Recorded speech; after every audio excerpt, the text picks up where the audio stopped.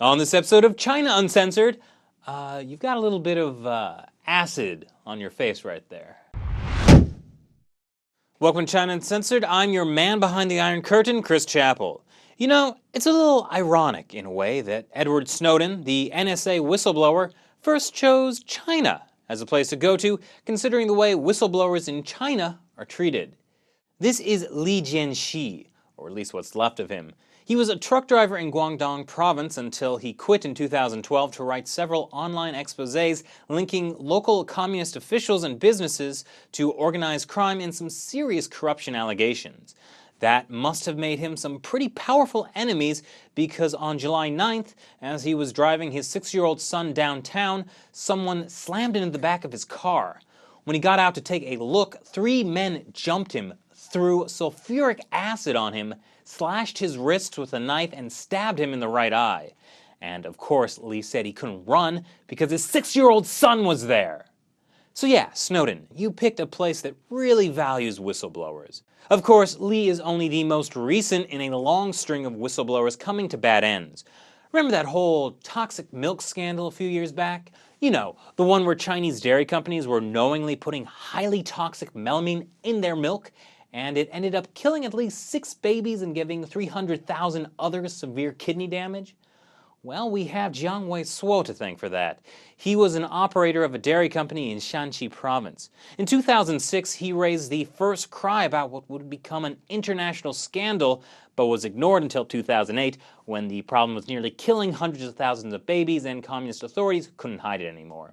In 2012, after leaving a meeting at a dairy company, he was brutally attacked by a group of 9 and later died of his injuries at a hospital.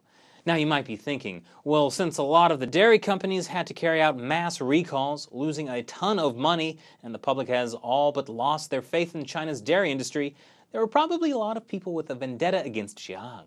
And man, if that group of mysterious attackers were linked to a scandal that seriously made Chinese authorities lose face, well, don't worry, Chinese authorities found out who was behind this insidious attack: his wife.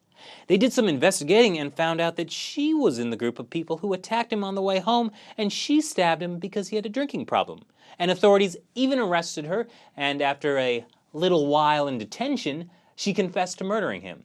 Speaking of confessions while in detention, just in May, a court in Zhejiang reversed a 2004 death sentence given to an uncle and his nephew for a rape and murder charge when it was discovered their confessions came through torture while in detention. I don't know why I brought that up. Seemed relevant somehow. It was only about 10 years they spent in prison. Then there's 85-year-old Gao Yaojie. Have any of you heard of an AIDS village? Probably not, doesn't get much press coverage, but in the 90s, an unregulated blood-selling scheme promoted by officials in Henan province left up to 1 million people infected with AIDS in this single province. The Chinese regime tried to cover it up by arresting and beating the villagers infected with HIV who tried to petition.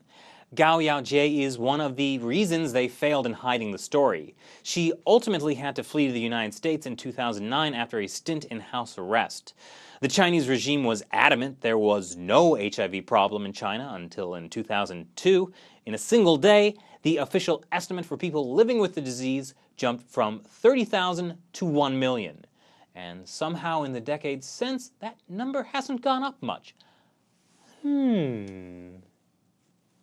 But how about we end with a whistleblower that absolutely refuses to take crap from anyone? Look at this pretty boy. Nah, he's not the whistleblower. He was the head of a Chongqing district until, shall we say, he got caught with his pants down. That almost 60-year-old man was gifted this 18-year-old girl by a businessman who told her to secretly film it so they could blackmail him into handing out government construction contracts. Citizen journalist Zhu Ruifeng got his hands on that sex tape, which quickly went viral on the Chinese internet after he posted it. This one video has taken down 11 corrupt officials, and he alleges he has 6 others. He's been threatened and beaten, but the guy's got some chutzpah. After getting out of a 7-hour questioning session with police who tried to get him to give up the name of the person who gave him the videos, he said, "I dared them to throw me in jail, and then watch how many human rights and journalism awards I win. They turned white with fear." Of course, it has cost him. His wife is an officer in the People's Liberation Army, or at least she was. His wife, that is.